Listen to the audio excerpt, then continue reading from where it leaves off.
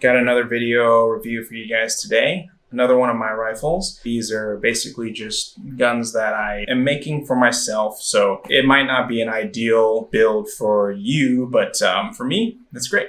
So yeah, I'm here to show that off today. And it's my belief that if you are gonna rock a couple ARs, then I think it would be good to have an 11.5 AR and a 14.5 AR. So I've already made a couple 11.5 ARs that you can see. There will be some links for you to check out if you're interested in those and you haven't seen them yet. This one is my 14.5 build. So I've got it right here in my hands. I actually am really enjoying this setup. This one is semi long range-ish for a 14.5-inch AR, as much as long range will get you with a 14.5-inch gun. It's like a recce build, huh? I guess you could say it is a quote-unquote recce build. My name is James Recce. So we're gonna go tip to butt. I think that's just the easiest way for me to show you all the parts on this gun. Right on the end here, I've got a Surefire Mini RC2 in black. This is an awesome can. Basically, Surefire says that these are designed for 14.5-inch or longer guns.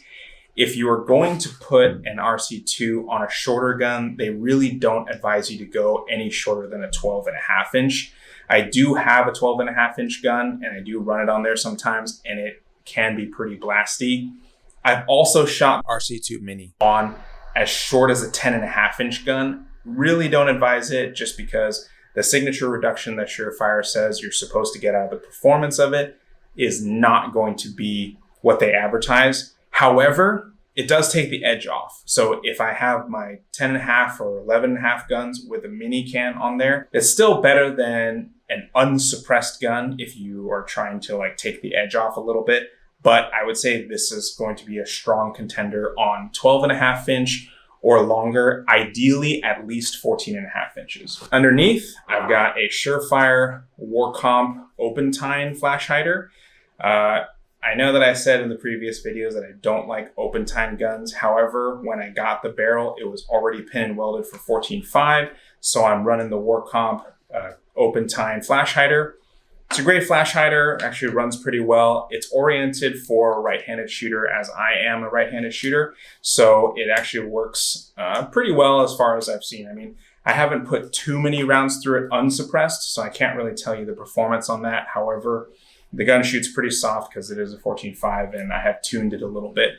But with the can, it's amazing. The signature reduction on it is awesome. And I don't have to go on about Surefire stuff. You guys know. Anyway, like I was saying, it's on a 14.5-inch barrel and it's a Hodge defense barrel. This one is suppressor optimized, so I get very little gas to the face.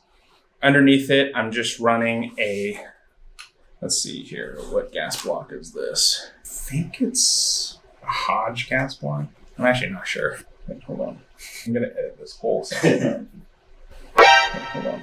It's probably a Sons of Liberty. Okay, we're back on. It's a 14.5-inch Hodge barrel. It is suppressor optimized, and I just have a standard mil-spec low-profile gas block and a standard nitrided black gas tube underneath on the barrel. Yeah, just standard stuff. I didn't want to get too fancy with it. However, speaking of fancy, I do have a Hodge S-Lock 13.75-inch rail on here. Matches the length of the barrel very well, so it mates up with the 14.5. And it is also sitting on a Hodge Mod 1 upper. This is Mod 1 upper or Mod 2 upper? It's a Mod 1. Yeah. Yeah. So I have a Hodge S-Lock rail on, and it's also on a Hodge Mod 1 upper. Most of the upper parts on this gun are Hodge Defense. And I have a Sons of Liberty bolt carrier group on the inside. This bolt carrier group is actually a Weapon Outfitters marked one, but it's made by Sons of Liberty. So they kind of did like a collaboration with them, and they have Weapon Outfitters marked bolt carriers, very reliable. Let's move back to the front here where I have my Atlas bipod mounted. This one I believe is the BW18. DBW? This is like a terrible overview. Basically, this one is the one that comes with the quick disconnect ADM mount. and I've got some camo tape wrap around it. It's a quick disconnect with any Picatinny, so any rifles that you have with Picatinny rail, just QDs right on and off. The Atlas bipods, one of my favorites because it allows you to angle the legs. This is kind of nice for if you're loading into the bipod. You can basically press right up into it. You can also get these little spiky feet for it if you want to jam it into whatever you're resting the gun on. You can also kind of lock the tilt, so it has a little bit of movement where you can tilt it side to side, and you can also rotate a little bit there. So a lot of adjustment with the Atlas bipod, but the main thing is that you can angle the legs. So you can do all kinds of weird angles with how you use this bipod. Just kind of a nice feature, and it also goes all the way closed like this. So awesome bipod, love it. It's a little on the expensive side, but if you're willing to spend the money, it's really nice and robust. It's really mainly for precision guns, but it works well on this AR here. I've got a Zero Bravo RHS hand stop. These are produced by Weapon Outfitters as well. So a really nice little stop here. I just pull right into my hand right there. Very comfortable, and I can actually also brace up against the bottom here. I'm running a Maul DA, and the reason for this is because this gun isn't really a primary dedicated night gun. However, I did want some night capability, and I actually got a chance to shoot this gun out at distance. I think we were shooting steel at 350 yards under nods, and that was a lot of fun. And so having the Maul on here was nice for active engagement. I wouldn't necessarily say that, once again, this is not a primary night gun for me. And I actually do have plans to top mount a red dot for the future, but at the moment, it's really just in case I need, a pointer. The Maul DA actually has a visible laser that's powerful enough to see it during the day at distance, which is pretty nice. But I just have it on here because it's capable and it matches the gun, so it works well. I've got a Surefire Mini Scout on here with a 100 Concepts light cap. This is actually a really nice upgrade. Basically, it's a little cap that prevents you from discharging the light. So I got the cap closed, push the button, can't see the light. You just flip it over to the side, and now I've got my light. And it's very easy to flip it open and closed. And then I've got a DS00 here so that I can activate from the left side if I'm switching hands like this. But otherwise, I primarily activate with the hot button, which mates up really nicely with the Maul. Moving to the rear here, you'll notice I have this little bag here. If you do any long range shooting, you'll want a rear bag to basically put underneath your stock. I like this one a lot because one, it's super lightweight, doesn't weigh anything. Two, I love Multicam Arid, so that's kind of a nice little color feature. It comes with this little strap that allows me to clip the bag to the rifle for mostly transportation purposes, but it's just so that the bag doesn't get lost. It also has a little D-ring here, so you can hook the bag to yourself, or there's a lot of different possibilities, but the main thing is the bag allows me to support the stock when I'm on the gun. So having it attached nearby is nice, and it doesn't add any weight. It's not one of those heavy weighted bags, so it ends up working out really perfect for this build. Next, we'll move on to the optic. I have a Badger 1.7 height mount with the 34 millimeter rings to accommodate my Voodoo 1-10. Voodoo 1-10 is 34 millimeters as well, and this one's in the MRAD. I wouldn't say that the Voodoo 1-10 is the go-to. However, at the price point that it's at, it's a little hard to beat. I think the main thing I don't love about it is it's a little dim on the reticle. I wish that the brightness was a little bit brighter. Otherwise, it's a nice piece of glass, especially at, I think they MSRP at $1,800, but the street price, you can get these for a pretty good deal. And for a 1-10, it's a really nice optic. I'd say the 1-10s suffer a little bit in the lower end. So if you're trying to use it on the 1 power, you get a little bit of distortion, but otherwise the clarity on it's quite good. And the reticle on it is pretty nice. I'd implore you to check out the Voodoo 1-10 if you're looking for a more economically priced LPVO that's pretty capable. I've also got an MKM bubble level. So if you're doing any kind of precision stuff with a scope, it's definitely a good idea to have a bubble level just so you can keep your gun level, make you a little bit more accurate with your shots. I've got a Badger charging handle here. This one's the Gen 3 anodized one. and it actually has the clover on it. Basically, it's like a Hodge collaboration thing. Nothing really special. It's just got the clover on there, but otherwise, big latches. I do like big latches on the longer guns. I did mention in my previous videos that I like smaller latches for certain things. This one in particular, having the big latches is nice, especially because it clears the law folder really well.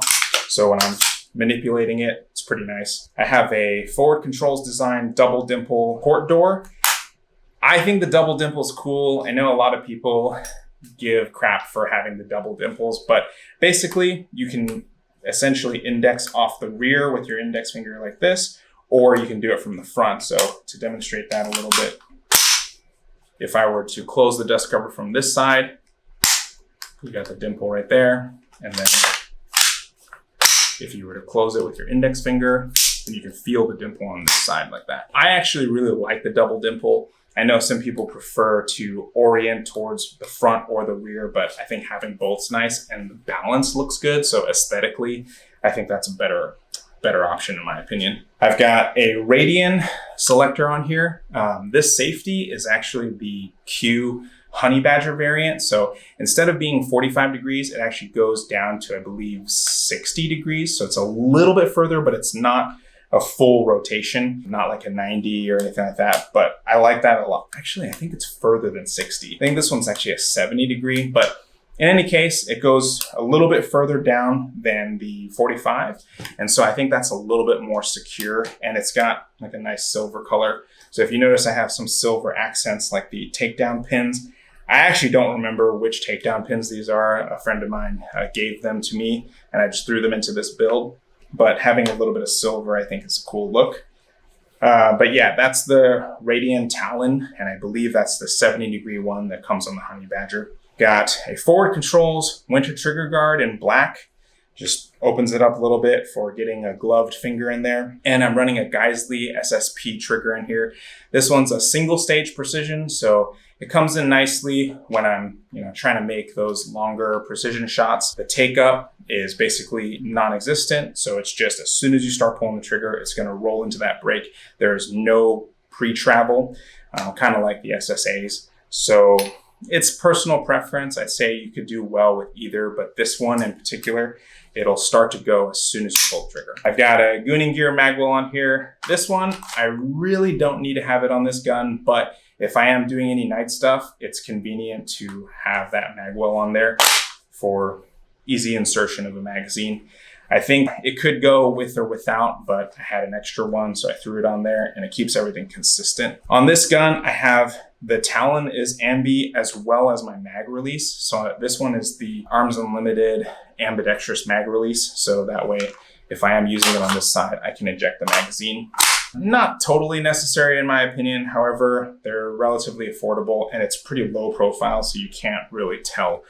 Or it's basically not a huge paddle or lever. So I actually really like having this here. It's kind of a nice feature to have, but I would say not entirely necessary. It's a little extra. This is an MKM grip. This is interesting because I had mentioned in my previous videos that I really like the Reptilia CQG. This is a very similar profile, but it has a little bit of texturing on it, and it does come with a storage compartment. I like to keep a couple spare batteries and just small miscellaneous things that I might need. So having the compartment there is a really nice feature on the MKM grip. I will say I still prefer the Reptilia CQG grip on most of my guns, and I think it's more comfortable than the MKM. However, because this one's really similar and it has the battery compartment or storage, I'd say that's a nice upgrade. Bolt catch? Mil spec, standard. Otherwise, for the rest of the lower, it's just mil spec components. So the bolt catch, standard mil spec, most of the small parts in there, nothing really special. I mentioned all the parts that are kind of more special or aftermarket. Otherwise, that's pretty much the makeup of the lower. I did forget to mention that for the upper, I have a forward controls design dimpled forward assist. This one's like a slightly larger one. Honestly, the forward assist nowadays is pretty useless, I'd say, for most people. So it never really gets used. However, I like the dimples, so I threw that on there for aesthetics. I guess it has a larger surface area, so basically like a Counter-Strike activation. I think that's the low stag, not the low drag. What is the difference? It's like a teardrop, but they angle it towards like the receiver. It gives you that larger surface with the texturing for her pleasure. I have a Law folder on here. The Law Tactical folder is really nice for transportation. That's primarily why I have it on this gun, because when it's folded without the can on it, it's super short, so I can fit it into really small bags. I believe the regular bag that I use with this gun, I think is a 28-inch bag, so it's really small. It just makes it so that I can fit this larger gun into a smaller bag, just take the can off, and it's pretty primarily just a transportation thing. I'm not gonna quickly activate and do like a long-range precision shot with the folder, but it's a really nice feature to have on longer guns to reduce the length. However, it does make this gun a lot heavier than it would be already with all this crap on here. So the Law folder, I believe, adds an extra pound of weight to the gun. So keep that in mind, is if you're going to put it on a gun, that you'd really want to consider that as a factor if weight is an issue for you, or you can just put more weight on the bar. Yeah. Anyway, saved essentially the best for last. Well, actually, the last will be the best. I've got my sling mounted up here. This is a Sierra Tac sling, and I just mainly use it in the 2-point configuration. I don't really have any other fancy QD points anywhere else to use it with.